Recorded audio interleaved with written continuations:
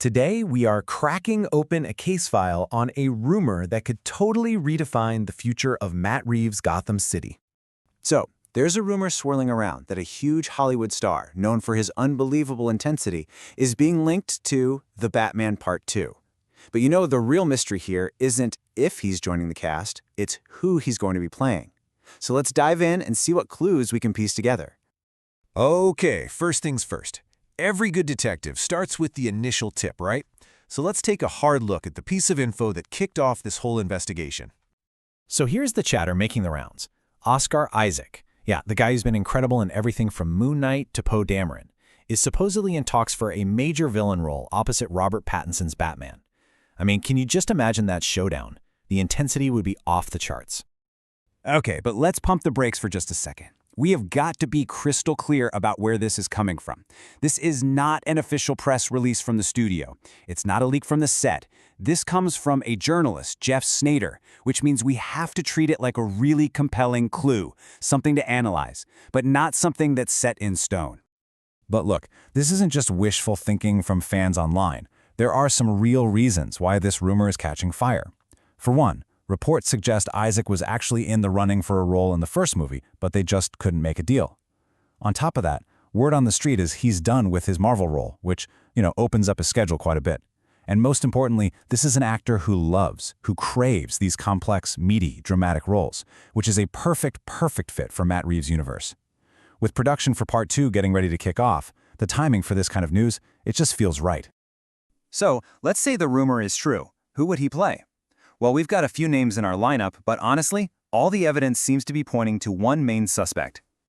And that would be Dr. Hugo Strange. Now, for anyone who doesn't know, this guy isn't your typical blow-up-the-city villain. No way. He is a terrifying psychologist who is obsessed with breaking Batman's mind, not his body. He wants to peel back the layers and understand the man under the cowl. And in the comics, he's one of the very few who actually figures out that Bruce Wayne is Batman. He's a manipulator who works from the shadows, making him the absolute perfect psychological threat for the dark, gritty world Matt Reeves is building. And the case for Hugo Strange? It is incredibly strong. Matt Reeves himself has said he wants to use a villain we have never seen as the main bad guy in a live-action movie before. Well, Strange checks that box perfectly. And Oscar Isaac's talent for that quiet, intellectual, simmering menace? It's a match made in heaven. The biggest argument against him is that he's not a household name like the Joker, but honestly, that might just be his greatest strength. It would bring something completely new to the table.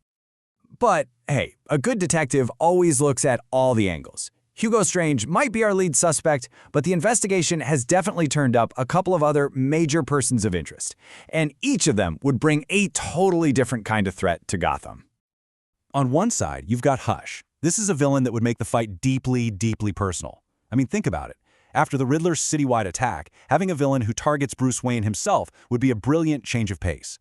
Hush, or Thomas Elliot, was Bruce's childhood friend, and he was eaten alive by jealousy of the Wayne family. And here's the kicker. They already planted a clue. The reporter in the first film who was digging into the Waynes was named Edward Elliot. That feels way too specific to just be a coincidence, right?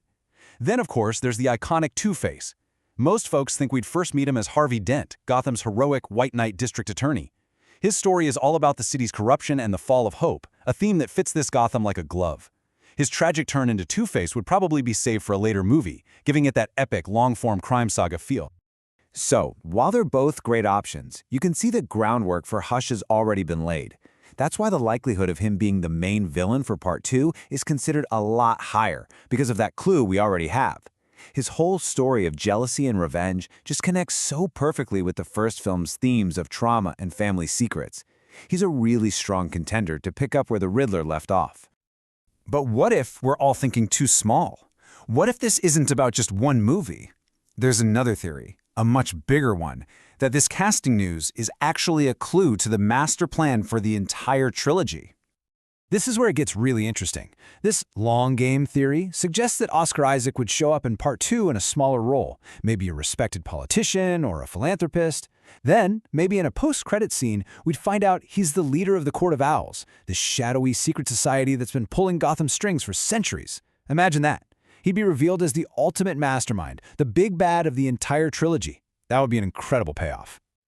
Okay, so after looking at all the evidence, sifting through the clues, and analyzing our suspects, where does that lead this investigation?